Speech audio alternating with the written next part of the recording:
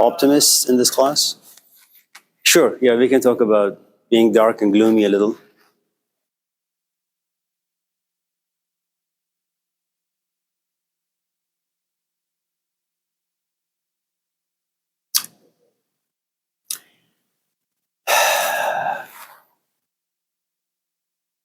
So, selfishness, cynicism,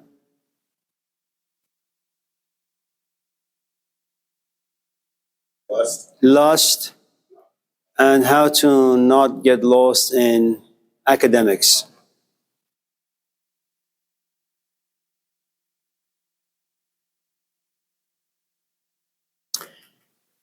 Can I tell you a story?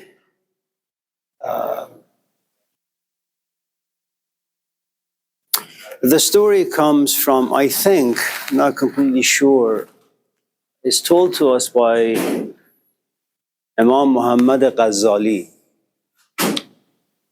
Ghazali had a brother whose name was Ahmad Al-Ghazali. Ahmad Al-Ghazali was much more interested in describing, exploring what love is, the mysteries of love, both romantic and spiritual. And he wrote a book of poetry. I think it's called Abharul Ashiqin, if I'm not mistaken. I probably am. It's all these subtleties that exist in love. His brother, Muhammad Ghazali, he was an academic. He loved knowledge.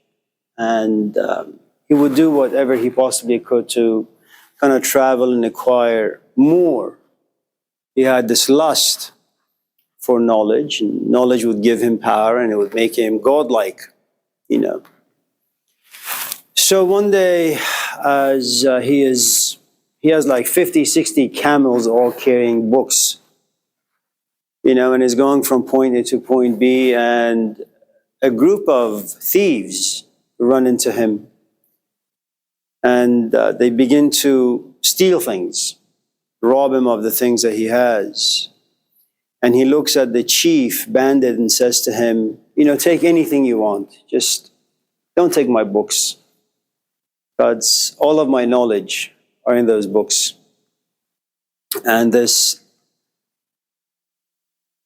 person looks at Imam Muhammad Al-Ghazali and says, how sad for you. Now this is a thief, you know. How sad that knowledge is something that can be stolen. Why would you want to possess something that someone can easily take away from you? Why not pursue a knowledge, as Confucius would say, that lives inside your chest, and lives inside your soul or your spirit, that no one can ever take? It's kind of very much like the saying of, you know, Jesus in the Gospels, that why would you want to store your treasures down here where people or things can take them and steal them from you? And, you know, it's a strange phenomenon because such things happens to all of us. You know, you get into a car accident and you say, man, I could have been dead. You know, it's kind of like if you've seen that movie with Brad Pitt and some other kid.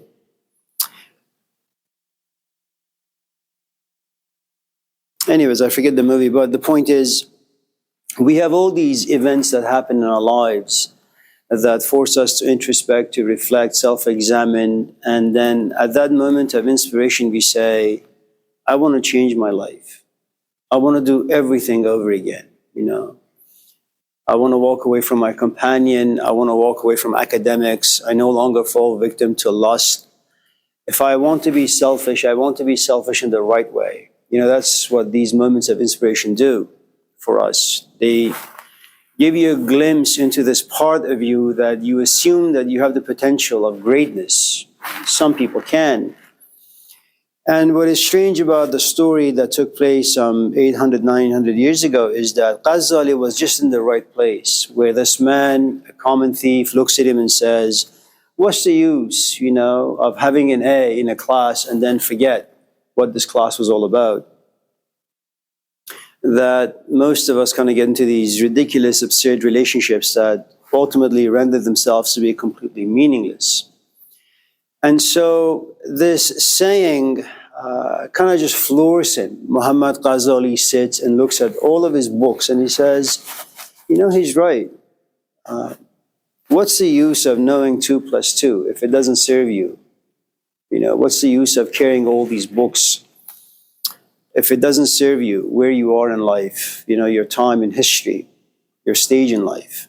And so he kind of just abandons all the books and says, I'm going to be looking for some sort of knowledge or wisdom that can no one can take from me.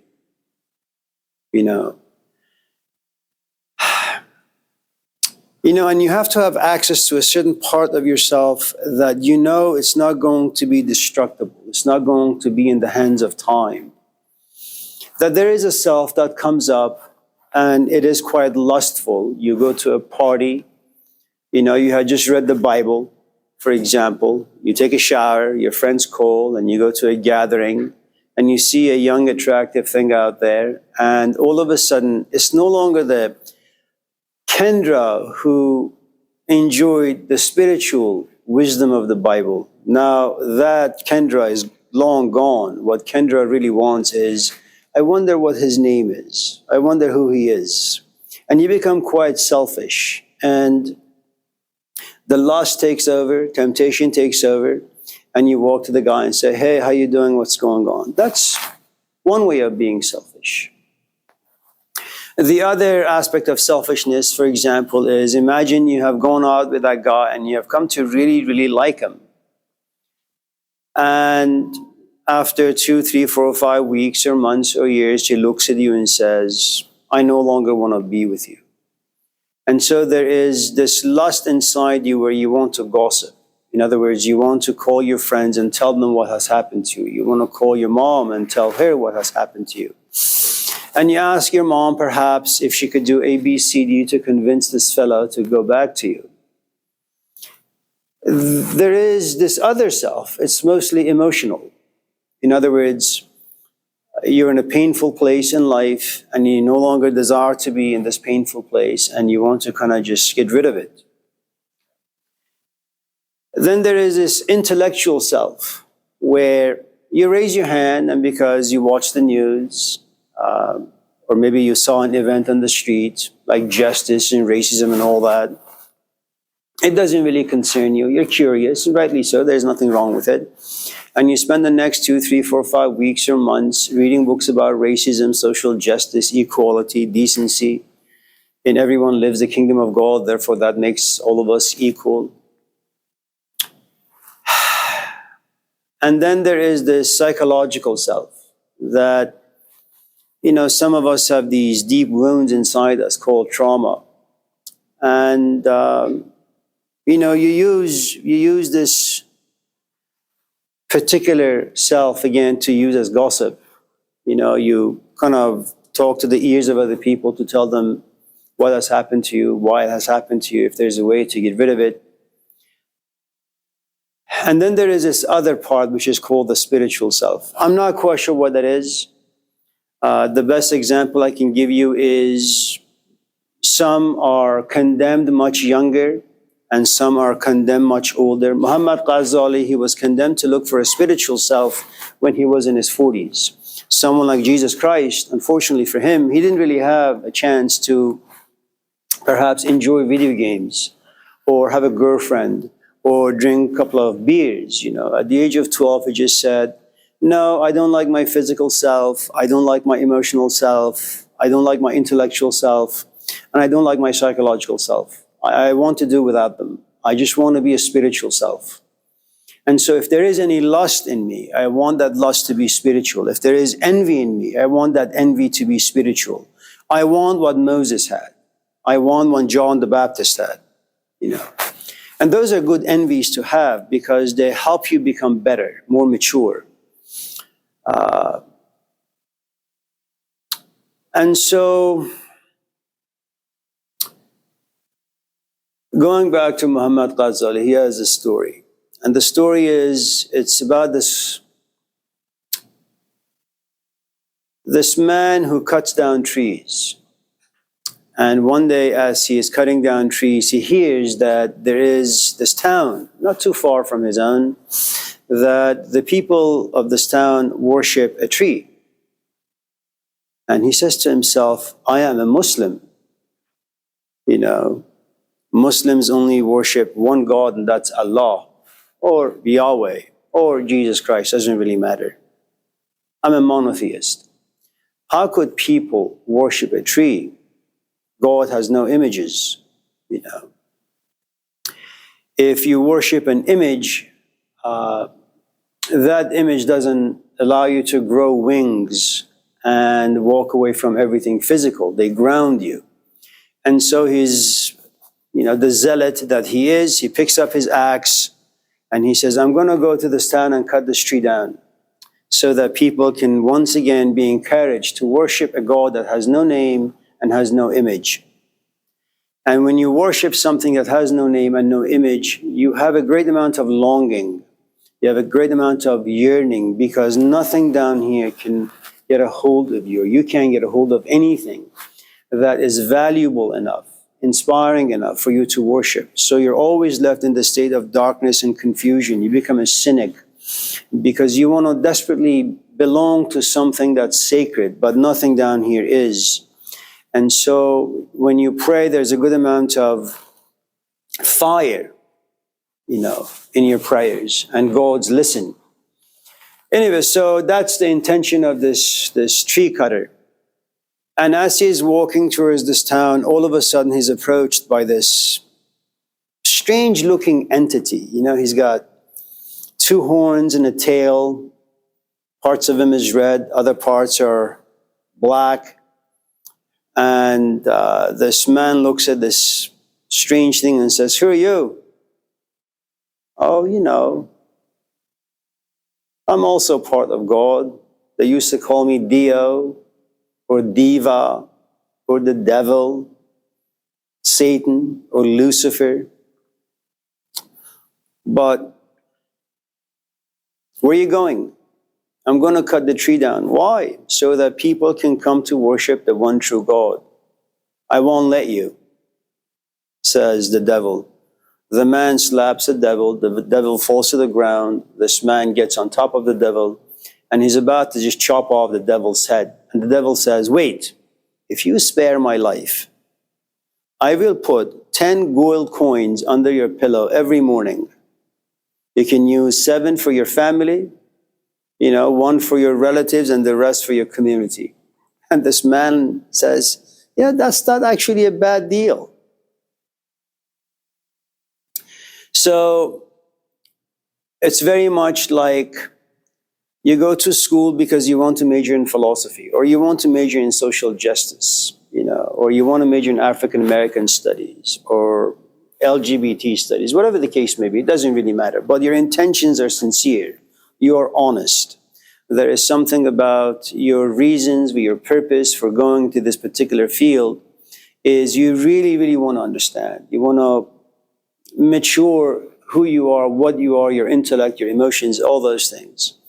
And then you take your classes, and then you realize, because you put a lot of passions inside your essays, your instructors, you know, have a good amount of red ink on your essays, and they say, you know, this doesn't really follow the format I requested. Can you redo the essay? And all of a sudden you say, man, are you telling me that my passion is not sufficient? That all of my heart and soul that I spill on this essay is not good enough? That I have to follow the MLA or MSA format? Am I not going to graduate? Am I not going to get a degree? Am I not going to get a job in a field that I truly, truly love and I'm passionate about? And your instructor says, well, you know, if you continue this path, I'll just fail you. And then you go home, and little by little, your soul is crushed. It's a bit more diminished.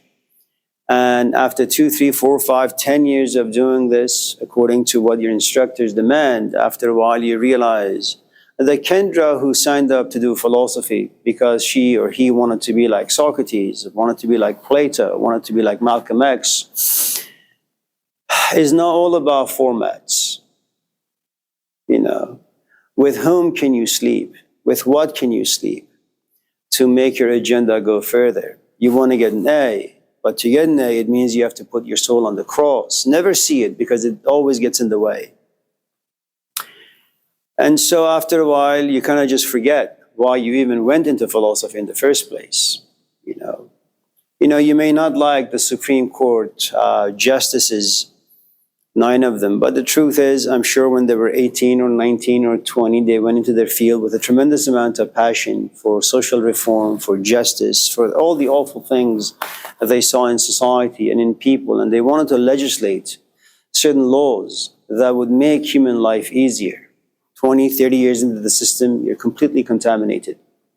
So this man contemplates on the deal given to him by the devil. And he says, it's not a bad deal. He goes home, says, forget it. Let people do what they want to do. It's their right. They're individuals, they're Americans, they want to worship a tree, fine. As John Kerry said when he had some position in the government, he said, Americans have the right to be stupid if they want to be. And that is what this man said to the devil. And so he goes back home, happy that when he wakes up in the morning, he's going to find gold coins. And indeed, he did. He wakes up in the morning and there are 10 gold coins under his pillow. Oh man, he is happy. For those of us in this class who don't have much money, and we struggle day and night, the moment you realize someone has given you some money, you can't but rejoice. And so he spends about 7 of those coins on his family, himself, his relatives, and then he spends the rest on the poor and the needy. And he feels really good about himself. He wakes up the following morning, the first thing he does, not making a cup of coffee, not making a cream cheese sandwich, not saying hello to his wife or kids. He just looks under the pillow, and there are no coins. And he is a little upset. Not too much, though. He probably says, oh, the devil is probably far too busy. The coins will come my way soon enough. 2, 3, 4, 5 days pass and no coins. He is angry. He picks up his axe again and he says, I'm going to go to that town and cut the tree down so people can, worship the one true God. As he walks to the town, again, the same entity approaches him. The devil. Where are you going? He asks. Cut the tree down. Why? So that people can come to worship the true God. I'm not going to let you, says the devil. And as before, this man slaps the devil, but no effect. The devil remains unmoved. The devil kind of just looks at him, and this man falls to the ground. The devil gets on top of this man, and as he's about to just take the life out of this woodcutter, this man looks at the devil and says, I'm curious, the first time I was able to just slap you and you just fell to the ground so easily. This time, I slapped you 50 times and you remain unmoved. What's the secret? He said, well, the first time when you slapped me, your intentions, they were spiritual. You loved God. You wanted to invite people towards God. It wasn't about the coin. It wasn't about you being pompous or arrogant. You really, really loved God and wanted people to go towards God. This time, on the other hand, you're walking to the town not because you love God, but because you're upset that the gold coins were not under your pillow.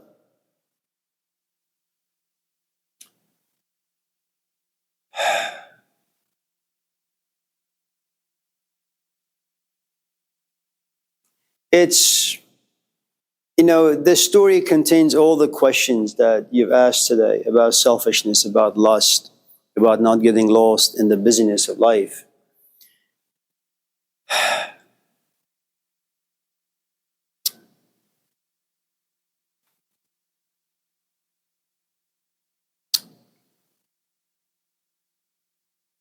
When you go to the doctor and they tell you have stage 1 cancer, it's easily remedied. When you hear the message that you are ill, but it can be healed, you can kind of attend to other branches of life. it's not going to paralyze you. You're not going to think about it too much because there's still a good amount of hope. When they tell you have stage 2 cancer, you're a little bit more worried. You're a bit more focused about your illness, about perhaps your relationship with time, your family.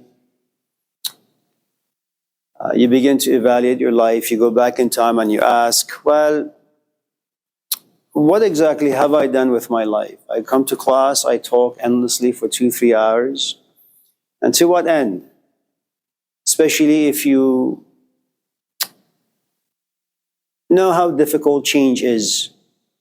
And if you're a good student of history, to realize that despite all the wisdom that lived in Malcolm X, he couldn't transform anyone. Despite all the wisdom that lived in Jesus, he had 12 lousy disciples. Despite all the wisdom that lived in Muhammad, he fought for about 22 years of his life, the last 22 years. Moses, eventually he says, you know, Aaron, I am so disappointed in my fellow Jews. They suck. You lead them because I tried, I couldn't. And then you kind of realize how cheap and hollow your life really has been. But you can still attend, other branches of life. When someone tells you have stage 4 cancer, this kind of news breaks you.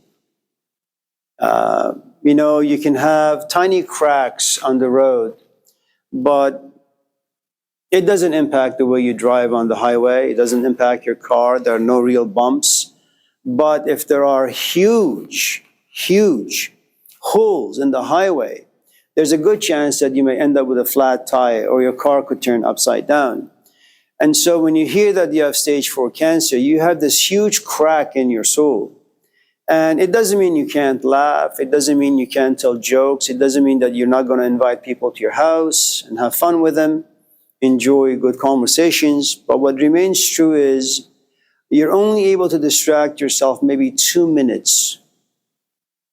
And then you go back to the reality. I have cancer. I will no longer be able to joke around with my friends. I will no longer be able to have fun. And what's interesting about this is that the only way that you could have the right kind of selfishness is you need to have inside you a pain, a crack, a yearning, a longing, a sickness that not too many things out there can distract you. The idea that you have in Buddhism that all of life is suffering. It means get married, but know that it's not going to make you too happy. Get an A in a class. Know that it's not going to get you too far.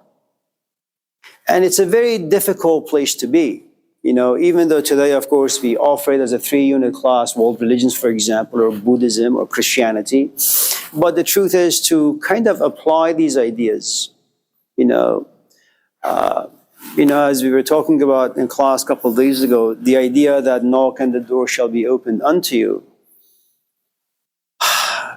You can't knock on the door of Donald Trump. You can't knock on the door of Snoop Dogg. You can't knock on Laney's door. It doesn't work that way. The only door that's worth knocking on is the door behind which Jesus is. And he is the one who's going to open the door. And once Jesus opens that door, well, what is the content that exists behind that door? Wisdom, the desert, yearning, longing, temptations, Satan, carrying the cross. Snoop Dogg, what the hell does he give you? Nothing. So when you ask about selfishness, if, for example, you take an academic philosophy class, well, I'm going to inject inside you a good amount of fear. Not so much fear that you don't really understand wisdom, but fear that you may fail the class if you don't understand exactly what Descartes is talking about. I had, when I was going to Sierra College many years ago, I had his instructor. His name was George Session. An awful instructor. But, they're everywhere these days. And I remember the first essay I wrote for his class, it was on modern philosophy. I had injected a good amount of Sufi ideas and ideas from the New Testament. And he calls me to his office and he says, what are you studying? So I want to do philosophy. yeah, it's not going to work out too well for you. You should change your major because I'm reading your essays, they suck. So what should I do? Just tell me exactly what Descartes says. I said, okay. So I go home and I copy and paste, and then I give him my essays. I got A's in all of them. Okay. And it's a funny phenomenon because, when I was reading the dialogues of Socrates and Plato in Persian, given to me by my own teacher, Hussein, I thought, man, maybe I should just go to school and major in philosophy because I'll be around lots of Socrates and Plato. And when this man walked in the classroom, I said, yes, my first exposure and experience to a living Socrates. And he opens his mouth and it stinks. Everything about him stunk. But Sierra College had only one full-time philosophy instructor, that was him. There were a couple part-timers, but they were also quite awful. Now, if, for example, your question is, how do I stop being selfish? Well, it's the wrong question. What you're asking, or what you're saying without really saying it, or perhaps knowing, is the following. I don't want to be selfish in a way where my body gets a lot of pleasure, but after the pleasure, my mind begins to wrestle me and make me feel bad about the pleasures of the body. I don't want to have the self that oozes all these emotional nonsense. Because when I am done expressing all the things that I have repressed, sure, I walk a little lighter, freer, but then I say to myself, I said all that stuff to a stranger. What can anybody do? What are you, stupid? When are you going to learn? Then again, you begin to punish yourself.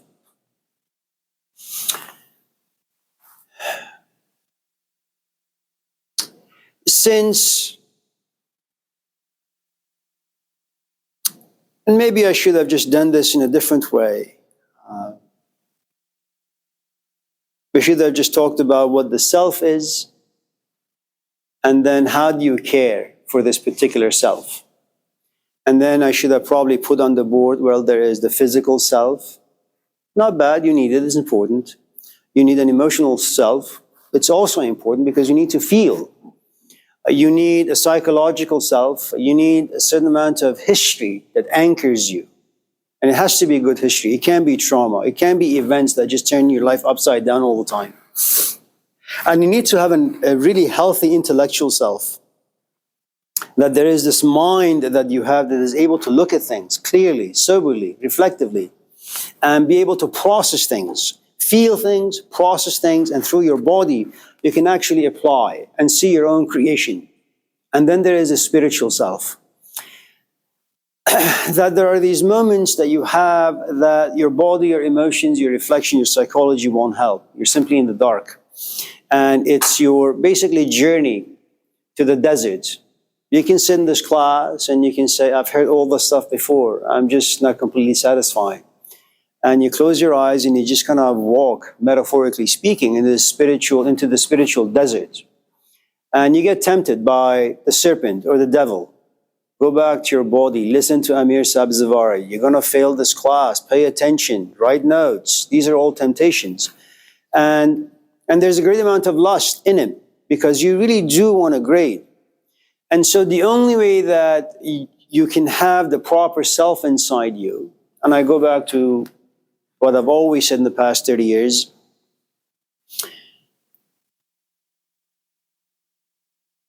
if it is true that Jesus Christ never really had a belly laugh in any of the Gospels, because he didn't find things out there funny. If it is true that Socrates never had a belly laugh, because he didn't find human life to be funny either, tragic maybe. Maybe he was a satirist, I don't know. If it's true that Muhammad also never really had a belly laugh, then what this suggests is that they never lost this self about themselves that was able to look at life in the way that life should be looked at. That time is always passing. Human beings have no choice but to struggle through mud to get to this happiness or joy, which is only going to last for a couple of seconds, and then continue with the journey. You know, there is this book that Krishnamurti wrote. I don't know if he actually wrote the book. It's called From Darkness to Light. It's chapter 3. I think you can get it on Amazon for, I don't know, $5, $10. The third section, the metaphor is quite nice. At least it was nice when I read it when I was, 5. That, you're in this desert and it's hot and the sun is relentless and you're thirsty and you're hungry and you're exhausted. And all of a sudden you see a tree and you run to the tree and you sit by the tree and the shade protects you from the hot sun. After a while you realize you took this journey not because of the tree, you took this journey not because of the shade, you took this journey not because of comfort. You took this journey because you really wanted to understand. And you need to be haunted by this yearning. I am here to understand. I don't care about the grade.